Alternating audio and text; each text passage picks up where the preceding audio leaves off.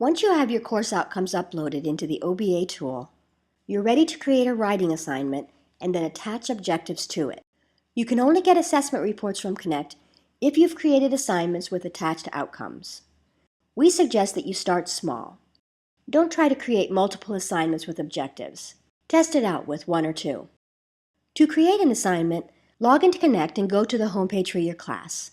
You'll see a button to Add Assignment. Click this button and you'll come to a page with several different assignment options.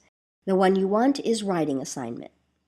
Once on the main assignment creation page, give your assignment a name and include instructions, the writing prompt. You'll need to make some choices about basic settings: how many points the assignment is worth, when you want students to be able to see it, and what type of submission format you require. It's important to know that if you're going to be using outcomes, you must choose Compose Online for the submission format. What this means is that students will need to either type their assignment directly into Connect, or they'll need to copy their work from their computer and then paste it into the assignment box. Notice that you can also decide how many formatting options to provide for students. The Simple Text Editor palette includes the most basic formatting, and the Complex palette includes many more options. Next, you'll have to decide whether you want students to submit drafts and participate in peer review, or if you just want them to upload their final draft. To keep it simple here, we'll choose 0 for the number of drafts. Last, and most important, you'll choose whether or not to include learning outcomes as part of this assignment.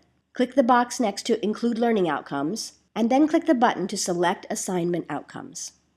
You'll now be taken to a screen that contains all the outcomes categories you've created, with arrows to drill down to specific objectives.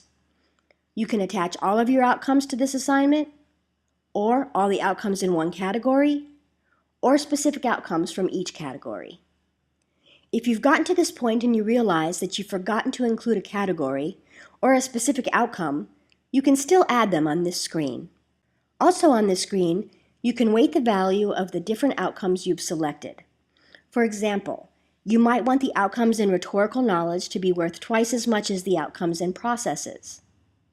You can also choose to weight all the outcomes and categories evenly.